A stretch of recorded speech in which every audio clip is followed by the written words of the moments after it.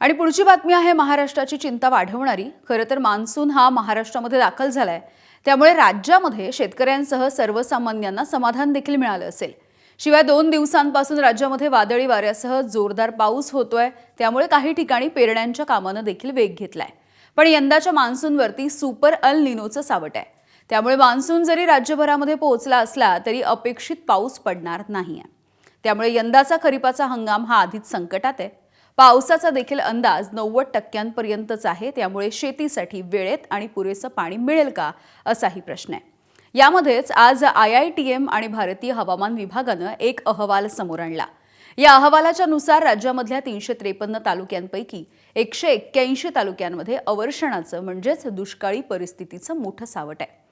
इतकंच नाही तर 41 तालुक्यांमध्ये 500 मिलीमीटरपेक्षाही कमी पावसाची शक्यता आहे आणि हे प्रमाण शेतीसाठी आणि पिण्याच्या पाण्यासाठी अत्यंत कमी आहे। याशिवाय मराठवाडा, मध्य महाराष्ट्र आणि पश्चिम महाराष्ट्रामध्ये ऑगस्ट-सप्टेंबर या दरम्यान सगळ्यात कमी पाऊस होणार असंही या अहवालामध्ये नमूद करण्यात आलं।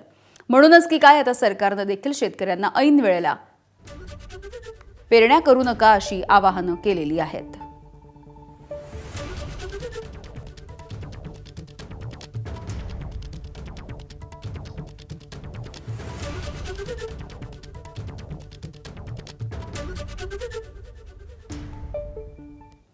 मान्सूनच्या संदर्भात मुख्यमंत्री कार्यालयाकडून काय माहिती देण्यात आली आपण बघूया।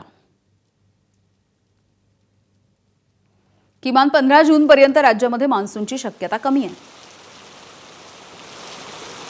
पुढील 3 ते 4 दिवसांमध्ये कोकण आणि मध्य महाराष्ट्रामध्ये पावसाची शक्यता आहे।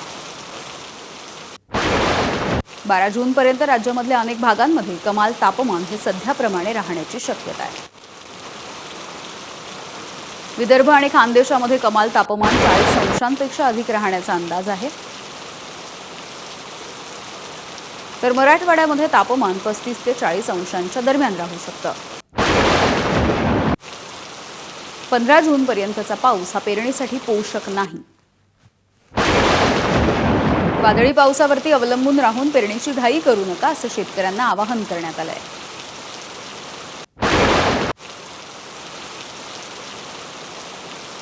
यंदा एल निनोच्या परिणामामुळे राज्यामध्ये पावसाचं प्रमाण कमी असेल, त्यामुळे पेरणीची घाई करू नये असं आवाहन मुख्यमंत्र्यांनी केलं। मराठवाडा, पश्चिम विदर्भाचे काही जिल्हे, उत्तर महाराष्ट्राचे काही जिल्हे आणि आपला अवर्षण प्रवण भाग या भागामध्ये त्यापेक्षा कमी पाऊस पडण्याची संभावना आहे आणि म्हणूनच शेतकऱ्यांनाही सातत्याने मी ॲडवायझरी देतो की त्यांनी पेरणी कधी केली पाहिजे जेणेकरून दुबार पेरणीची वेळ येऊ नये। प्रयत्न आहेत की कमी पावसातही जेवढं जास्तीत जास्त त्या ठिकाणी नुकसान टाळता येईल, जेवढं कमीत कमी नुकसान होईल तेवढं झालं पाहिजे असा प्रयत्न चालू आहे।